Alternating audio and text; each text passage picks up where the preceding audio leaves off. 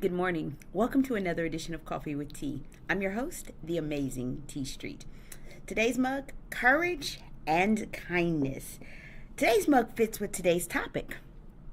Today's topic, don't skip the process of being courageous. This one today is for me. Anytime I walk out of my comfort zone to do speaking in an area that I don't often do it in. I don't do it as much. I'm an expert in youth speaking. When I do corporate speaking, I'm always anxiety ridden. Don't ask me why, but I am. So today I want to talk and tackle the topic of don't skip the process of being courageous. Now, courage itself is a noun.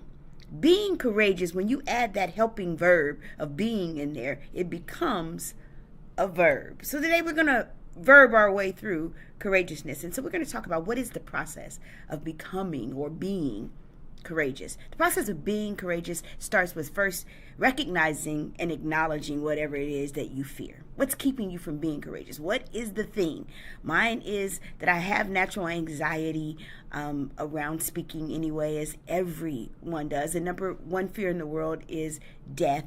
The number two fear in the world is public speaking. Yes, even for some public speakers. And I'm one of those speakers. And so the first step is to acknowledge that you have some fear. Recognize it and then saying, yep, that's my thing.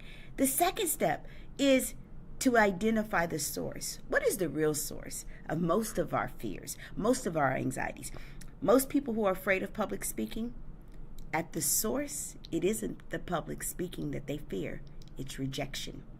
What if I say this, or I say that, or I get up and people make fun of me? What if people don't like what I have to say? What if people, criticize what I have to say? What if we literally destroy ourselves sometime with the what ifs, which stems from the source called fear of rejection? It's not even a fear of public speaking. It's what could happen as a result. Good morning, Stephanie. As a result of the public speaking, what could actually happen? So you have to identify what the source is. First, you acknowledge that you have some fear. Second, you identify what is the source. First step you can do, start to do small acts of courage. If you are afraid of public speaking, don't do your first speech in front of a crowd of 2,000 people. Do your first public speech in front of 5 people or 3 people. Do small acts of courage. Whatever it is, face it by doing the small acts. You don't have to have your first big adventure jumping out of a plane. Maybe for you, it might be riding a bike. For someone else, it might be crossing a crowded street. Whatever it is that you fear, practice the small. Notice it says practice. Do it more and more. The more that you do something, the better you become at doing that thing. My first public speech was at a middle school. It was at a middle school conference in Bucyrus, Ohio. I was petrified. It wasn't the first time I'd spoken. I'd been a speaker for years on college campuses everywhere. But it was the first time I had to go before middle school kids who are critics, 500 of them, and do my first paid public speaking gig. And I was petrified. I've had a lot larger crowds since that time, but I had to do the small 500 kids first before I could overcome that fear. What is it that helps me sometimes go beyond my fear? I let my values and my goals be my motivation. One of my goals is to reach as many young people as I can to let them know that they matter.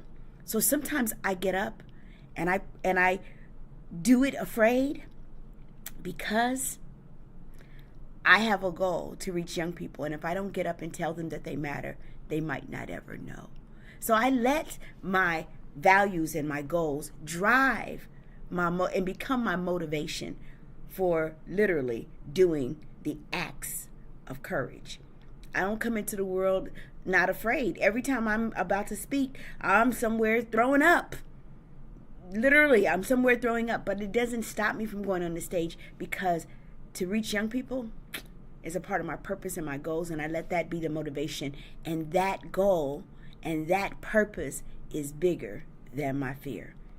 And finally, you're going to make some mistakes. Embrace the imperfection. And when you make the mistake, be good to you. Be good to you. But Tina Turner used to sing a song, but you better be good to me. But I better be good to me. But I better be good to T.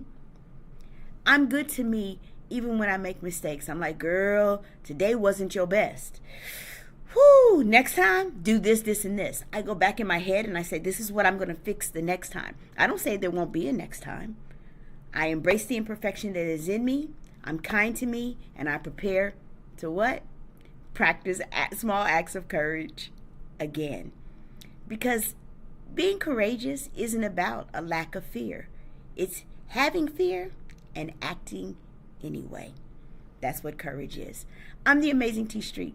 There's nothing amazing in me that's not in each and every one of you. So today, I encourage you to not skip the process of being courageous, because on the other end is whatever it is that you value, and that is your purpose.